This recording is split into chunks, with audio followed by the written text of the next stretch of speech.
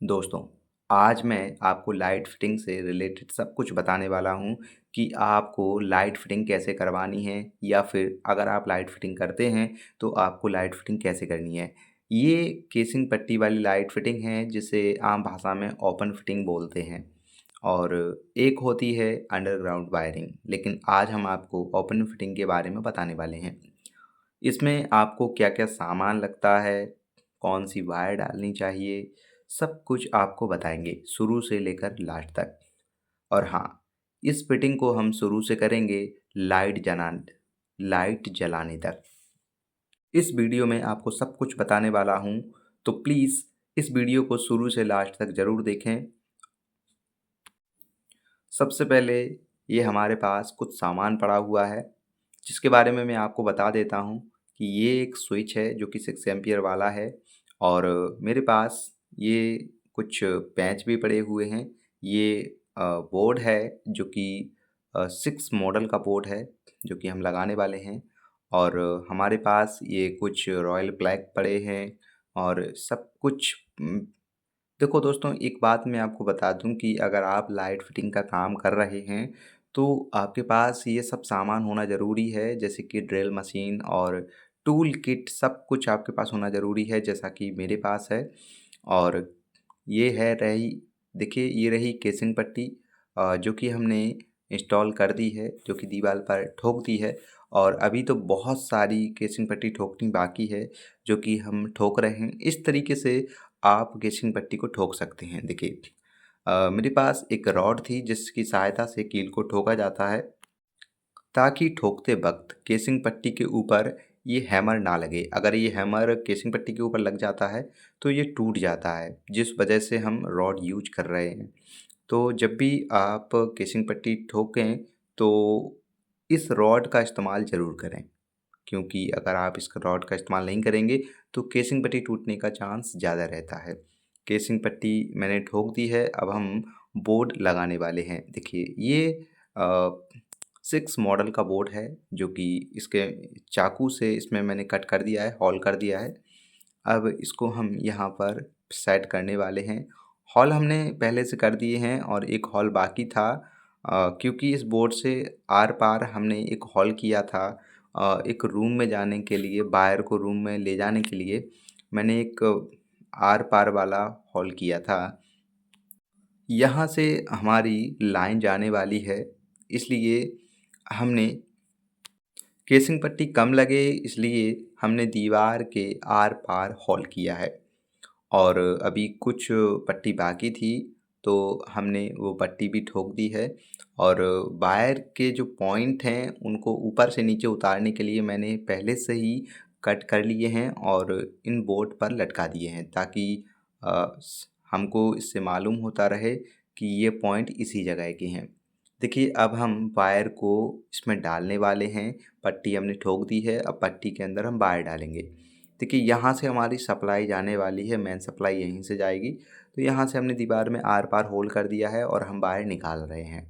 देखिए पूरा वायर धीरे-धीरे करके निकालते हैं ताकि अटके ना। इधर से जब वायर निकल जाएगा, देखिए वायर निकल चुका है। हम दूसरी साइड से जाके वायर को खींच लेंगे। देखिए यहाँ पर वायर आ चुकी है और हमने वायर को खींच लिया है। अब वायर आ चुकी है, इसको प्रॉपर से सही से लगाएंगे, पट्टी के अंदर डालेंगे। देखिए पट्टी के अंदर डाल दिया है और सही से इसको ठोकेंगे। हाँ दोस्तों, जब भी आप पट्टी को ठोक दें उसके पट्टी वाले जो कैप है उसको अगर आप ठोकें तो उसको आप एक सिरे से लेकर धीरे धीरे करके ले जाइए। अगर आप बीच से उसको ठोकेंगे तो वो बैंड हो जाएगी, तो आपको ऐसा नहीं करना है। और देखिए मैंने एक वायर सीलिंग फ़ैन के लिए डाला है और यहाँ से ये वायर भी डाल दिया है। अब यहाँ तक मैं बोर्ड तक इसको लेकर आऊँगा। इसके पॉइंट मैंने काट दिए थे। ये होल्डर है जो कि मैं लगा रहा हूँ। इसको लगाने के बाद मैं नीचे कनेक्शन भी करूँगा। सब कुछ आपको शुरू से बताने वाला हूँ। हमारी केसिंग पट्टी ठुक चुकी है और वायर भी हमारा आधा डल चुका है और यहाँ पर हम पहले होल्डर को सेट कर रहे हैं और साथ ही साथ केसिंग पट्टी के कैपिंग को भी लगा रहे हैं, ताकि आ, हाल के हाल यानी कि तुरंत ये पट्टी भी वायर के साथ लगती जाएगी, तो हमारा काम भी आसान हो जाएगा। हमको सीढ़ी को इधर से उधर बार बार करना नहीं पड़ेगा। देखिए धीरे धीरे सब कुछ हम लगाने वाले हैं और आपको बताने वाले हैं। देखिए पट्टी ठुक चुकी है और इस साइड की भी मैंने कैपिंग कर दी है। अब हम कनेक्शन करने वाले हैं बोर्ड के। देखिए ये जो दो वायर में गांठ लगी हुई है ना, तो वो एक कमरे के लिए सप्लाई गई है, मेन लाइट और न्यूट्रल की। लेकिन ये बोर्ड जो है 4x4 का, ये जो बोर्ड है, इसमें मैंने एक वायर में गांठ लगाई है। तो ये जो गांठ लगी है, ये है हमारा पॉइंट। देखिए एक पॉइंट है ये, जो कि होल्डर का आया है। इसमें जो ब्लैक वायर है, मैंने 2 ब्लैक वायर यूज की हैं, क्योंकि इसका जो रूम मालिक था उसको ज़्यादा हैवी वायरिंग नहीं करवानी थी, जिस वजह से वो यहाँ पर एक ही कलर का वायर लेकर आया है, जो कि ब्लैक कलर का। तो मैंने वायर को कट करने के बाद जब मैंने उसको न्यूट्रल बनाया, तो न्यूट्रल तो ब्लैक होता है, लेकिन जब मैंने फेज बनाया तो उसके ऊपर मैंने टेपिंग कर दिया था, ताकि मुझे मालूम होता रहे कि ये मेरा लाइन का वायर आ रहा है जिस पर मैंने टेप लगाया है, जिसको मुझे पहचानने में कोई भी दिक्कत नहीं होगी।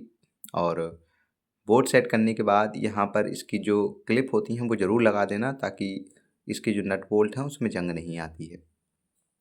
अब मैं दूसरे बोर्ड के कनेक्शंस करने वाला हूँ, और यहाँ पर ये जो गांठ मैंने लगा रखी है, ये मेरे पॉइंट के हैं। और मैंने देखो बोर्ड की लूपिंग मैंने पहले ही कर दी थी, ताकि हमें बोर्ड के कनेक्शन करने में ज़्यादा वक्त नहीं लगे। तो मैंने बोर्ड की लूपिंग पहले ही कर दी थी। अब देखिए यहाँ पर कनेक्शन सावधानी से करना, क्योंकि मेन लाइट का जो मेन पार्ट होता है वो कनेक्शन ही होते हैं। अगर आपने केसिंग पट्टी ठोक दी और वायर भी आपने डाल दिया, और हाँ दोस्तों, वायर डालते वक्त आपको ध्यान रखना है कि आप किस वायर को, अगर आप एक ही कलर का वायर डाल रहे हैं तो उसको पहचान में ज़रूर रखिएगा, उसकी कुछ पहचान बना देना, ताकि बोर्ड के कनेक्शन करते वक्त आपको उसकी पहचान बनी रहे।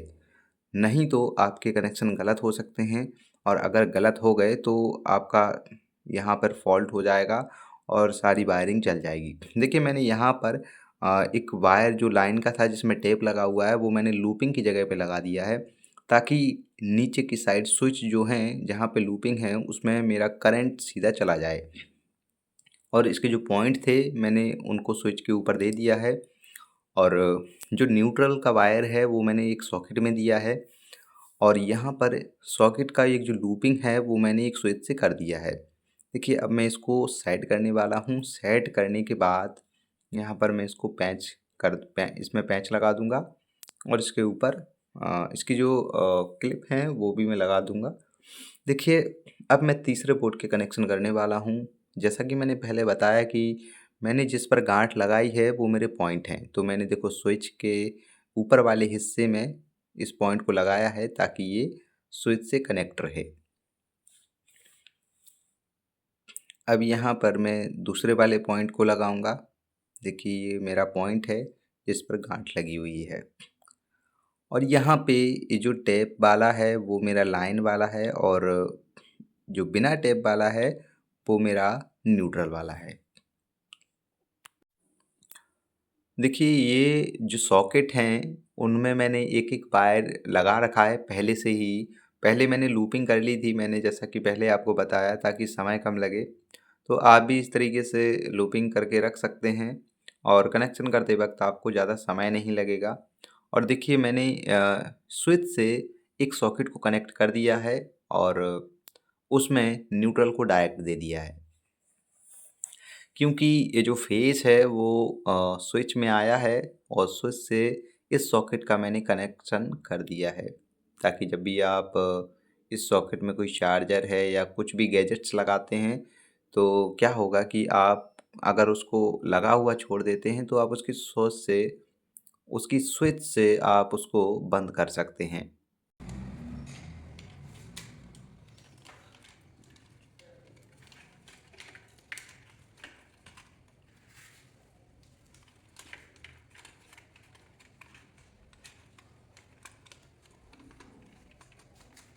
दूँगा। यहाँ पर देखिए ये जो 2 वे वाला सॉकेट है वो लगा हुआ है, 2 पिन वाला सॉकेट लगा हुआ है यहाँ पे देखिए। इसलिए मैंने उसको डायरेक्ट एक जो सॉकेट थी उसको डायरेक्टली लगा दिया है, क्योंकि हमारे पास स्विच कम पड़ गई थी जिस वजह से मैंने एक सॉकेट को डायरेक्ट बना दिया है। अब इसके जो फेज है वो मैं यहाँ पर जो मैंने लूपिंग की है स्विच से उसमें कनेक्ट कर दूँगा।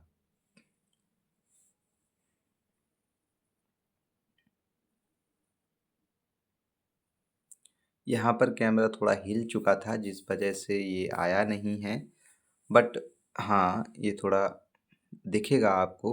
देखिए मैंने यहाँ पर फेज को कनेक्ट कर दिया है। इस तरीके से आप भी इसके कनेक्शन कर सकते हैं। बट कनेक्शन का जो सबसे बड़ा स्टैंडर्ड मानो या फिर कहें कि लॉजिक, तो ये जो कनेक्शंस होते हैं, जब भी आप वायर डालते हैं तो कनेक्शन वहीं से होकर आते हैं, क्योंकि आपको वायर डालते वक्त ही सोचना होता है कि हम कौन सा वायर कहाँ ले जाने वाले हैं और ये बोर्ड में कहाँ कनेक्ट होगा। तो वहीं से ये कनेक्शन होना चालू हो जाते हैं। अगर आप सोचो कि कनेक्शन आप उसके बारे में नहीं सोचोगे और डायरेक्टली बोर्ड पर उतार दोगे, तो कहाँ आप कैसे कनेक्शन करोगे? तो इसका ध्यान ज़रूर रखना। देखिए मैंने कनेक्शंस तो कर लिए हैं, अब इसको फिटिंग कर रहा हूँ। फिटिंग भी हो चुका है और इसके स्क्रू मैंने टाइट कर दिए हैं।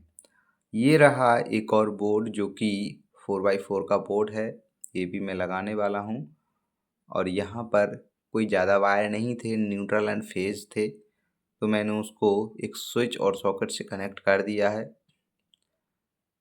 यहाँ पर इसके कमरे का जो रूम मालिक था तो वो उसने कहा था कि खिड़की के साइड में ये बोर्ड ज़रूर लगाना, ताकि जब भी वो यहाँ पर कोई कूलर चलाए तो वो इससे उस कूलर को कनेक्ट कर सके। इस तरीके से आप भी वायरिंग का काम कर सकते हैं। और हाँ दोस्तों, कमेंट बॉक्स में आप ये ज़रूर बताना कि आप जब भी अपने यहाँ पर केसिंग पट्टी का काम करते हैं और आप किस एरिया से हैं, किस स्टेट से हैं, तो आप कमेंट बॉक्स में ये ज़रूर बताना। और हाँ, आप अंडरग्राउंड वायरिंग और ओपन वायरिंग का कितना चार्ज करते हैं, किस हिसाब से करते हैं, वो कमेंट बॉक्स में ज़रूर बताना। देखिए यहाँ पर एक और बोर्ड रह चुका है जिसकी मैं वायरिंग करने वाला हूँ और यहाँ पर कनेक्शन हो रहे हैं। सबसे पहले मैंने इस इसमें मैंने न्यूट्रल को दे दिया है। देखिए ये जो वायर है वो न्यूट्रल का है जहाँ पर मैं इसको कनेक्ट करने वाला हूँ, क्योंकि फेज का जो वायर है वो स्विच की लूपिंग से ही कनेक्ट किया जाता है। और हाँ दोस्तों, इतना ज़रूर ध्यान रखना जब भी आप कनेक्शन करें, तो जब भी आप लूपिंग करें तो लूपिंग की जगह पर ही आप फेज दें। अगर आप फेज स्विच के ऊपर वाली जगह पर देंगे और नीचे वाली जगह पर आप पॉइंट देंगे, तो यहाँ पर आपको दिक्कत हो सकती है। इससे स्विच के जलने के चांसेस ज़्यादा बढ़ जाते हैं, क्योंकि स्विच में बताया जाता है कि यहाँ पर आपको लाइन देनी है।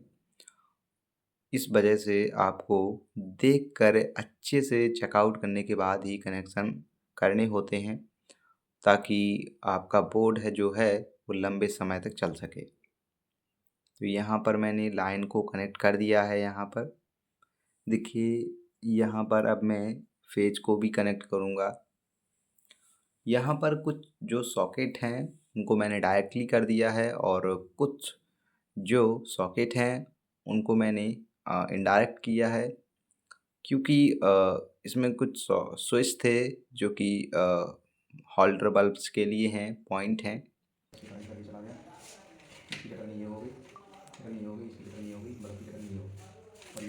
इस तरह आप भी कनेक्शंस कर सकते हैं।